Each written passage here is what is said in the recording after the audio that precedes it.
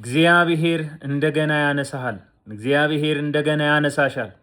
በጌታ በኢየሱስ ስም ወድቄያለሁ፣ በቃኝ፣ ከዚህ በኋላ አልነሳም በሚል ተስፋ መቁረጥ ውስጥ ያላችሁ በጌታ በኢየሱስ ክርስቶስ ስም የእግዚአብሔርን ቃል እንዲህ ብዬ እናገራለሁ። በሕይወታችሁ ላይ እናገራለሁ፣ በቤታችሁ ላይ እናገራለሁ፣ በሕይወታችሁ እናገራለሁ። የተለያየ ተስፋ መቁረጥ ውስጥ ያላችሁ በጌታ በኢየሱስ ክርስቶስ ስም እጸልይላችኋለሁ። እግዚአብሔር ከወደቃችሁበት ያነሳችኋል።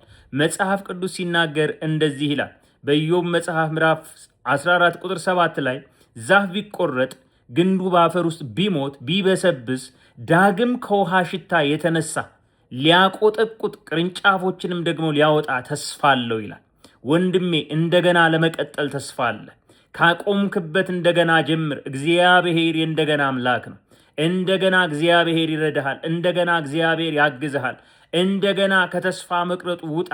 እግዚአብሔር መልካም አምላክ ነው። መጽሐፍ ቅዱስ ሲናገር እንደዚህ ይላል፣ የወደቀችውን የዳዊትን ድንኳን እንደገና አነሳለሁ አለ። እንደገና በኢየሱስ ክርስቶስ መነሳት ይሆንላችኋል። እንደገና እግዚአብሔር ያነሳችኋል። በጌታ በኢየሱስ ክርስቶስ ስምና ስልጣን እንዲህ ብዬ ጸልያለሁ። የወደቃችሁ በጌታ በኢየሱስ ስም የሳታችሁ እንደገና መነሳት እንዲሆንላችሁ ጸልያለሁ። እንደገና መቆም እንዲሆንላችሁ ጸልያለሁ። ከወደቃችሁበት በኢየሱስ ስም መነሳት እንዲሆንላችሁ ጸልያለሁ።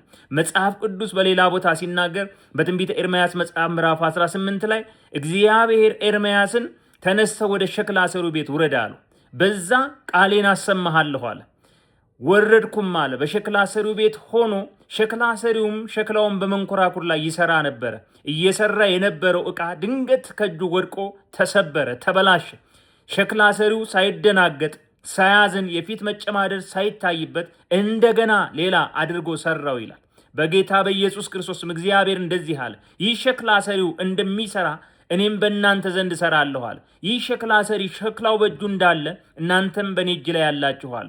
እግዚአብሔር እንደገና ይሰራል። አንተ በእግዚአብሔር እጅ ላይ ነህ ወንድሜ፣ አንቺ በእግዚአብሔር እጅ ላይ ነሽ እህቴ። የተበላሸብህንም ነገር አንተንም እንደገና ይሰራል፣ እንደገና ያቆማል፣ እንደገና ያቆማችኋል። በጌታ በኢየሱስ ስም እንደገና ቆማለሁ እያላችሁ ተናገሩ። እንደገና እግዚአብሔር ያበረታችኋል። እንደገና እግዚአብሔር ጉልበት ይሆናችኋል። እንደገና በኢየሱስ ስም ከታች መነሳት ይሆንላችሁ። የእስራኤል አምላክ እግዚአብሔር ከእናንተ ጋር ይሁን። በነገር ሁሉ ተባረኩ። መነሳት ይሆናል። በኢየሱስ ስም መመለስ ይሆናል። እግዚአብሔር ከእናንተ ጋር ሆኖ እንደገና ይሰራል። በጌታ በኢየሱስ ክርስቶስ ስም ከተስፋ መቁረጥ ነፃ ውጡ። የእግዚአብሔር እጅ በእናንተ ላይ ይሁን። የሚያነሳ የሚያቆም የሚያግዝ የእግዚአብሔር እጅ በእናንተ ላይ ይሁን። በነገር ሁሉ የተባረካችሁ ሁኑ። ይሄንን መልእክት ለብዙዎች በኢየሱስ ስም አድርሱልኝ። ሼር አድርጉ፣ እንዲሁም ደግሞ ኮፕሊንክ አድርጉ። እግዚአብሔር ይባርካችሁ። ከዚህ አገልግሎት ጋር ሁኑ። በነገር ሁሉ ተባረኩ። አሜን።